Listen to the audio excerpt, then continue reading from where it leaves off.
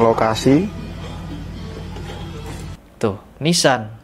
Batu Nissan. Tuh, ini Nissan juga nih, Nissan semua. Bikin acara di atas kuburan. Host. Ada soundnya di atas kuburan. Acara siapa ini? Wahabi. Wahabi yang seperti ini. Host. Miris ya Allah.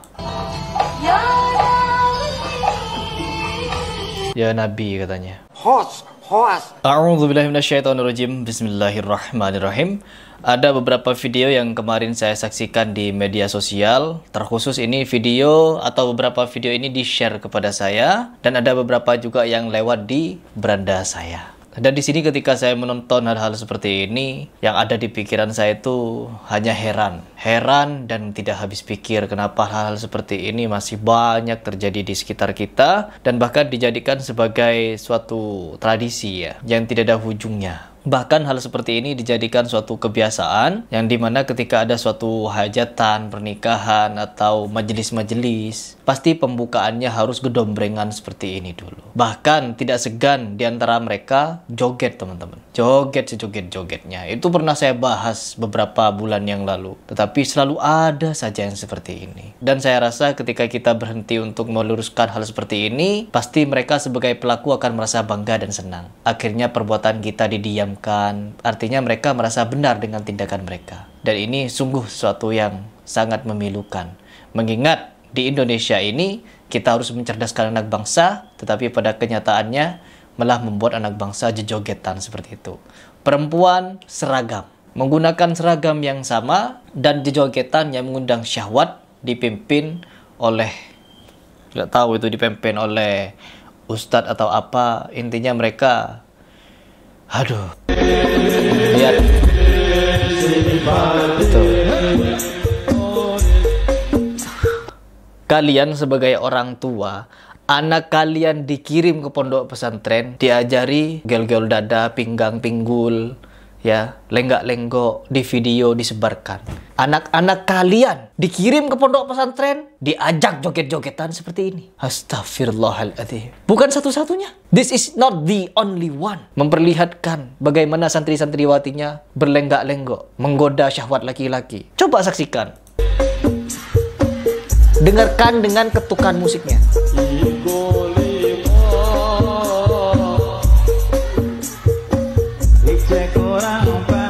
Ya Allah, kurang beter katanya. Ya Allah.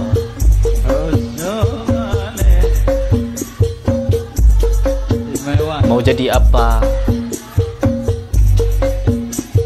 Seperti itu. Miris kan? Miris. Dan di sini lebih parah lagi, teman-teman. Dan lebih cocok untuk kita. Dan lah, coba kita langsung simak seperti apa video-videonya. Agar kita sebagai orang tua mengajak orang lain untuk berpikir, beserta berhati-hati untuk memondokkan atau menempatkan anak kita ke pondok pesantren yang model-model seperti ini.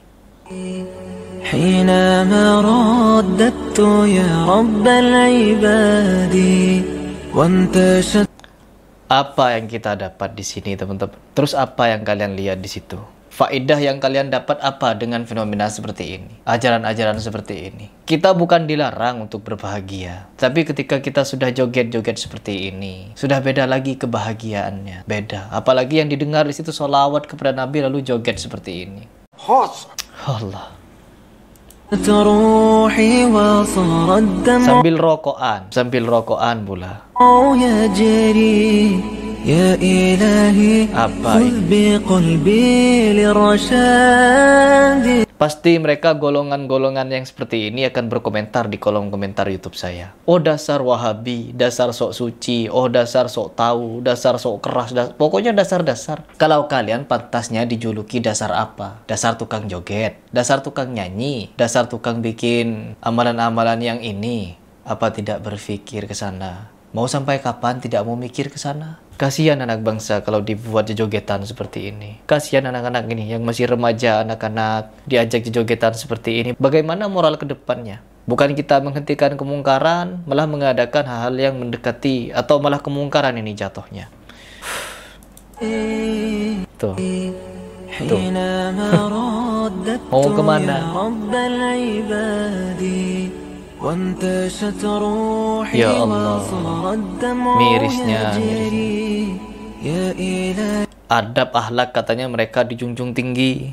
Tapi ketika melihat seperti ini bagaimana? Gimana ini akhlak adabnya?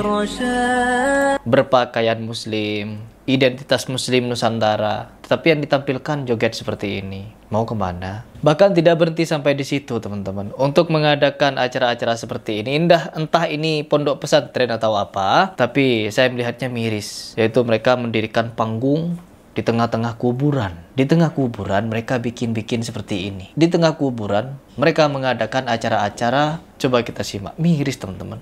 Miris. Tuh. Nih, terlihat seperti normal memang. Kursinya berjejer kemana-mana. Tapi lihat di bawahnya apa di situ. Nisan. Ya, ada batu nisan. Lokasi. Tuh, nisan. Batu nisan. Ini nisan juga nih, nisan semua. Bikin acara di atas kuburan.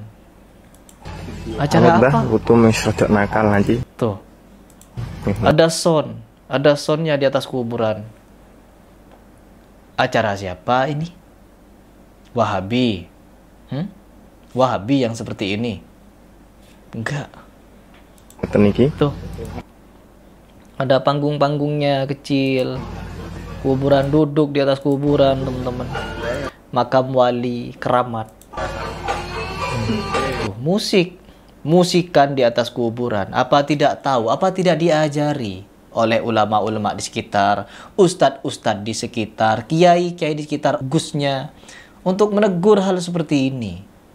Atau memang para ustadznya ikut campur? Tidak mungkin mereka mengadakan acara seperti ini kalau tanpa izin. Izin tokoh agamanya, tokoh desanya, atau tokoh-tokoh yang ada di situ. Gak mungkin. Tiba-tiba mereka mau bikin gitu. Itu panggungnya, teman-teman. Di bawah tuh kuburan.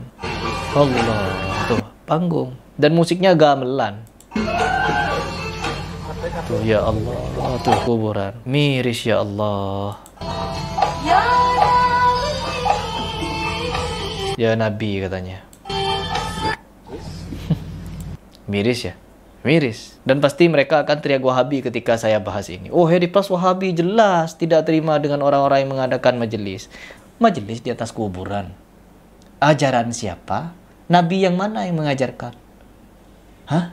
Hoas. Ya, dunia semakin gak beres, ya semakin gak beres, semakin gak jelas, penghuninya juga semakin banyak yang seperti ini. Ketika diajak kembali kepada sunnah, mereka teriak Wahabi. Ketika diingatkan terhadap perkara-perkara seperti ini, mereka teriak sok suci. Dan bahkan tidak sedikit dari mereka ngajak gelut, ngajak berantem, teman-teman. Ya, ketika syubhatnya, kemaksiatannya, kemungkarannya kita kritisi seperti ini, ngajak gelut mereka, ngajak ribut, ya. Jadi siapa yang menang, dia yang hebat, yang benar jadi panutan beragama. Mungkin seperti itu. Berbeda dengan zaman Nabi Muhammad SAW ketika menyampaikan tauhid, menyampaikan akidah, menyampaikan kebenaran Islam. Rasul selama tidak ditentang perang, tidak ada mau perang. Tapi enggak kalau sekarang. Diajak dalam kebaikan, diajak untuk menjalankan sunnah, meninggalkan hal-hal seperti ini. Mereka teriak, sok suci kalian, Wahabi kalian.